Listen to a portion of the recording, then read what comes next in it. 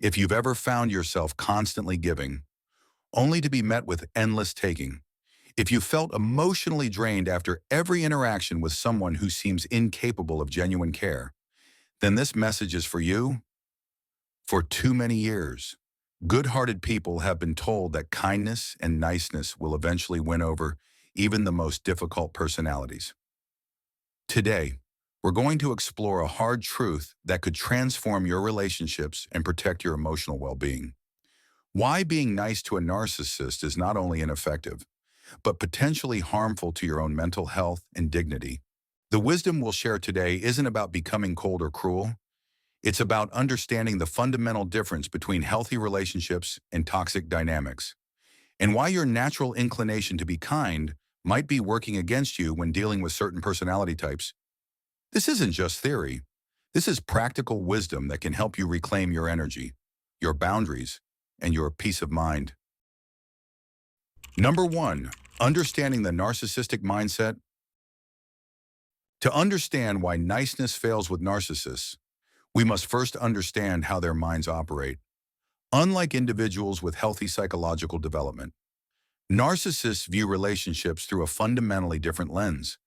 They see interactions not as mutual exchanges of respect and care, but as opportunities to extract what they need while giving as little as possible in return.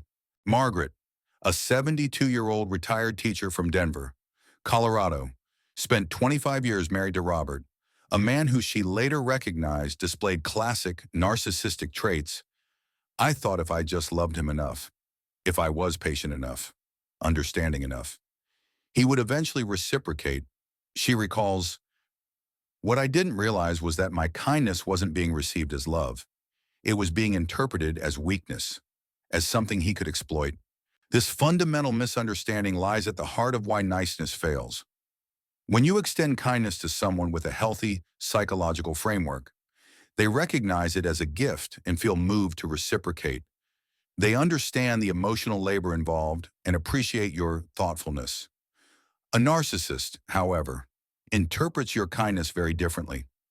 They see it as evidence of their superiority, proof that you recognize their importance, and most dangerously, as a signal that you'll continue to give regardless of how they treat you.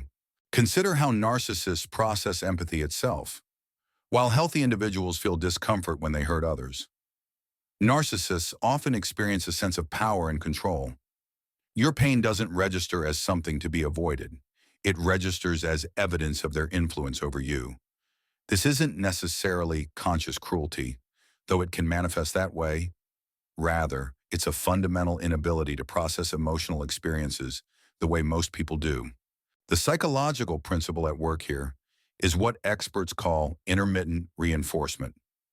When you consistently respond to poor treatment with increased kindness, you're actually training the narcissist to escalate their demanding behavior. They learn that pushing your boundaries results in more attention, more effort, more focus on their needs. It's a cycle that becomes increasingly destructive over time. Number 2, the cost of misplaced kindness. James, a 68-year-old retiree from Phoenix, Arizona, discovered this principle the hard way with his adult son, Michael. For decades, James had bailed Michael out of financial troubles, covered for his mistakes at work, and made excuses for his behavior to other family members. I kept thinking that if I just showed him enough love and support, he'd eventually mature and start treating people better, James explains. Instead, he became more demanding, more entitled, and more abusive toward anyone who didn't immediately give him what he wanted. The emotional toll of this dynamic cannot be overstated. When you pour your energy into someone who not only fails to appreciate it, but actively takes advantage of it, several things happen to your psychological well-being. First, you begin to doubt your own perceptions. Narcissists are skilled at making you question whether their behavior is really as problematic as it seems. They'll alternate between moments of charm and periods of coldness, leaving you confused about what's real. Second, you start to lose touch with your own needs and boundaries. The constant focus on managing someone else's reactions and emotions leaves little space for your own emotional development. You may find yourself walking on eggshells, constantly calculating how to avoid triggering negative responses, rather than living authentically. Third, and perhaps most damaging, you begin to accept less and less from relationships in general. When you become accustomed to giving everything and receiving little in return, you may start to believe that's what relationships are supposed to look like. This can affect your ability to recognize and appreciate healthy connections when they are offered to you. If you've experienced this pattern, please take a moment to like this video. Your engagement helps us reach others who might be struggling with similar relationship dynamics. Number 3, the illusion of change through kindness. One of the most persistent myths about dealing with difficult people is that consistent kindness will eventually break through their defenses and inspire them to change.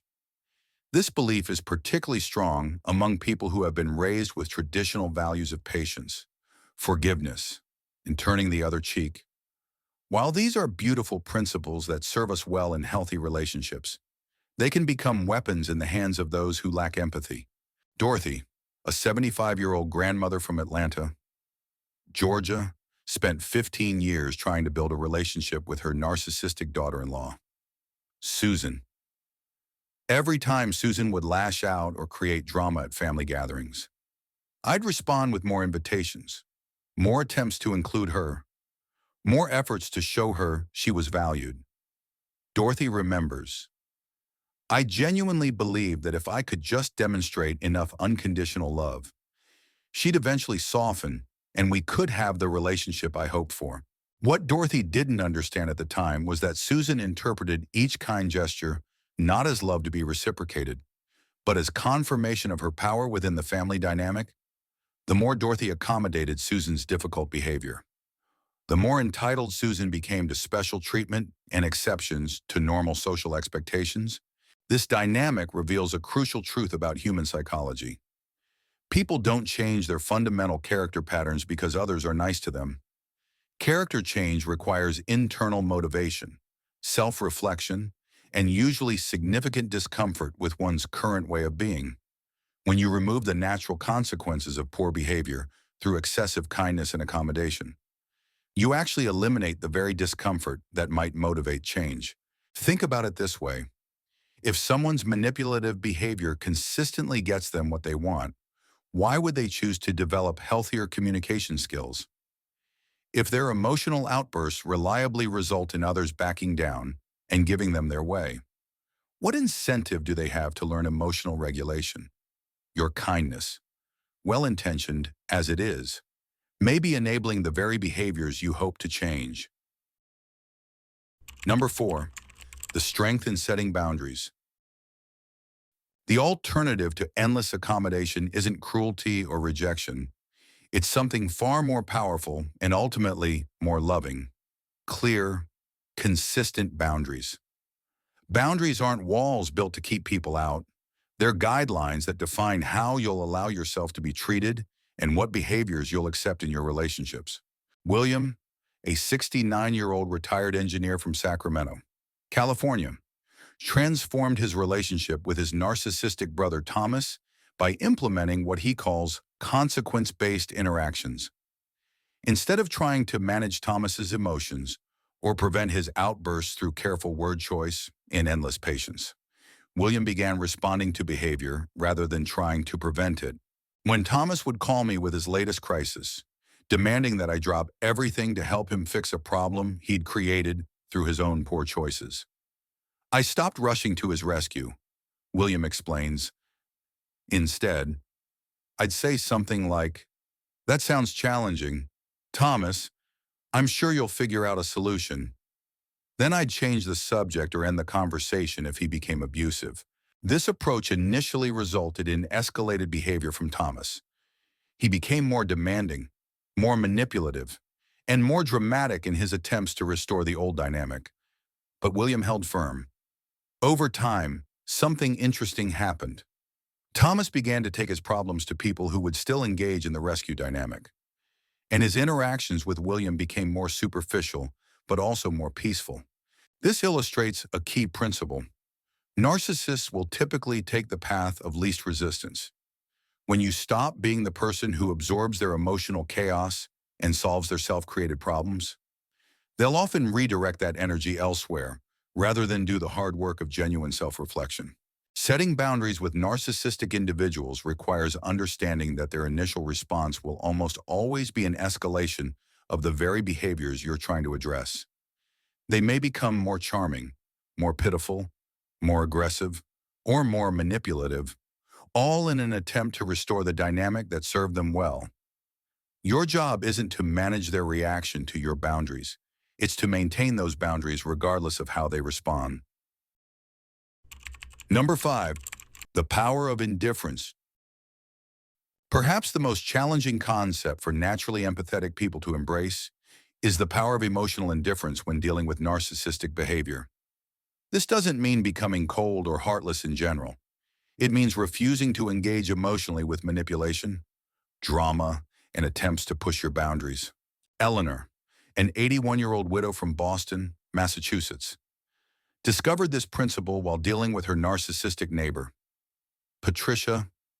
For years, Patricia had made Eleanor's life difficult with constant complaints, boundary violations, and demands for special treatment.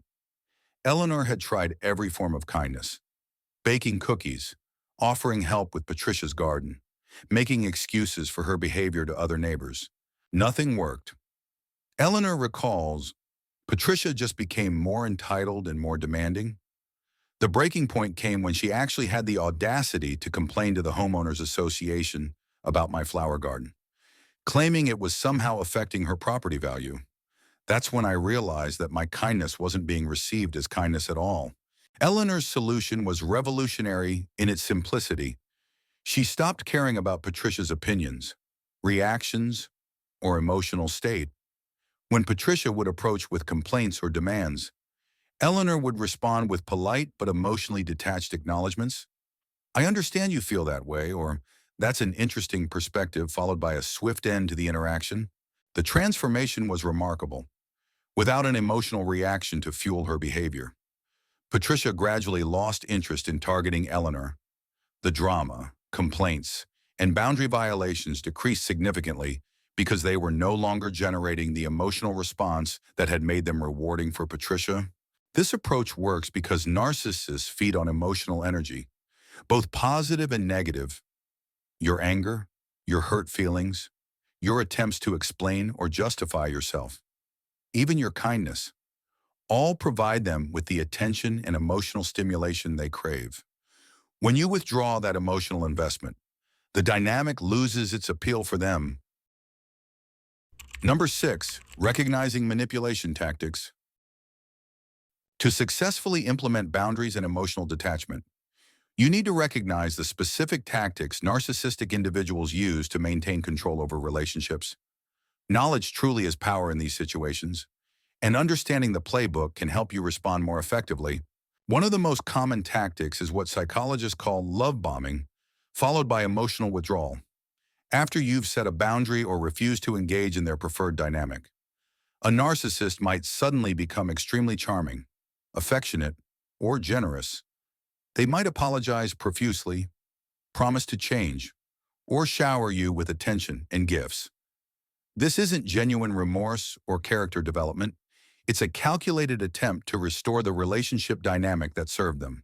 Robert, a 73-year-old retired businessman from Houston, Texas, experienced this pattern repeatedly with his narcissistic business partner, David. Every time I try to establish more professional boundaries or refuse to cover for his mistakes, David would go into this elaborate charm offensive. Robert remembers, he'd take me out for expensive dinners, praise my contributions to the company, even bring me gifts for my wife. At first, I thought these gestures meant he was finally understanding and appreciating our partnership. What Robert eventually realized was that these periods of excessive niceness were always followed by a return to the same problematic behaviors, often worse than before. The charm offensive wasn't about building a better relationship. It was about testing whether the old manipulation tactics still worked. Another common tactic is the victim narrative. When direct manipulation fails, narcissists often shift to portraying themselves as misunderstood, unfairly treated, or abandoned by those they've tried to love. They might tell stories about their difficult childhood, their struggles with health or finances, or how much they've sacrificed for others. While these stories might contain elements of truth, they're being used strategically to generate sympathy and guilt rather than to build genuine connection. Share this video with someone who might benefit from understanding these dynamics. Sometimes the most loving thing we can do is help others recognize patterns that are holding them back from healthier relationships.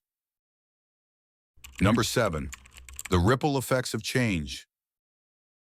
When you stop being nice to narcissistic individuals in your life and start implementing healthy boundaries, the changes extend far beyond those specific relationships.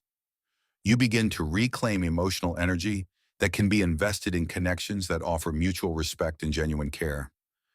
You start to trust your own perceptions again, rather than constantly second-guessing yourself to accommodate someone else's version of reality.